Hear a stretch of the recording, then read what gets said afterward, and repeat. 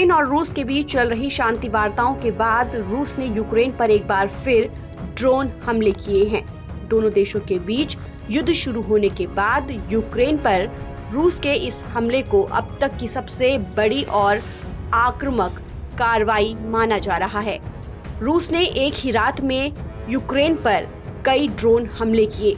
हमले के बाद यूक्रेनी शहरों में भयानक तबाही का मंजर देखने को मिला। हमले से यूक्रेन के लोगों में दहशत फैल गई। यूक्रेन के उत्तरी सुमी क्षेत्र में एक मिनी बस पर रूस ने ड्रोन से हमला किया, जिसमें 9 लोगों की जान चली गई और 4 लोग बुरी तरह से घायल बताए जा रहे हैं।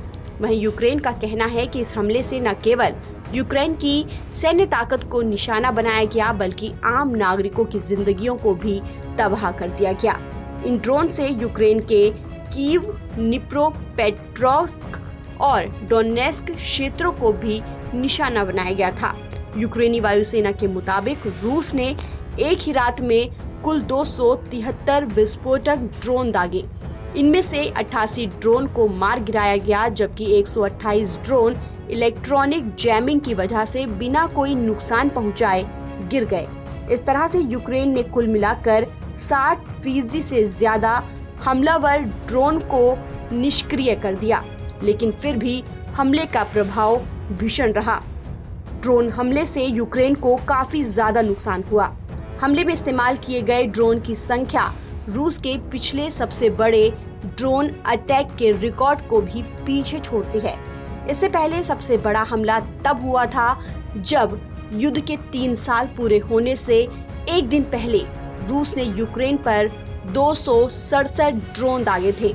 इस हमले में भी यूक्रेन में तबाही मच गई थी।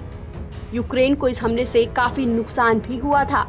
अब एक बार फिर ये हमला ऐसे समय में हुआ है जब इस्तांबुल में रूस यूक्रेन के बीच 3 साल बाद शांति वार्ता हुई, लेकिन बिना किसी ठोस नतीजे के ये खत्म हो गई। दोनों कैदियों ने 1000 कैदियों के आदान प्रदान का समझौता तो किया, लेकिन युद्ध विराम पर कोई सहमति नहीं बन पाई, जिससे शांति वार्ता विफल हो गई। आपको बता दें कि जब से रूस यूक्रेन के बीच युद्ध की शुरुआत हुई है, तब से जेलेंस्की राष्ट्रपति पुतिन से युद्ध विराम की गुहार लगा रहे हैं, लेकिन पुतिन मानने को तैयार नहीं। दोनों देशों के बीच शांति वार्ता विफल होने के बाद अमेरिकी राष्ट्रपति डोनाल्ड ट्रंप ने सोमवार को रूस के राष्ट्रपति पुतिन और यूक्रेन के राष्ट्रपति जेलेंस्की से बातचीत करने का ऐलान किया है, जिसके बाद जेलेंस्की और नाटो देशों के नेताओं से चर्चा करेंगे। ट्रंप का दावा है कि वो यूक्रेन में इस विनाशकारी युद्ध को खत्म करने के लिए ठोस कदम उठाएंगे, लेकिन रूस ने ताजा हमलों ने इन कोशिशों पर सवालिया निशान लगा दिया है।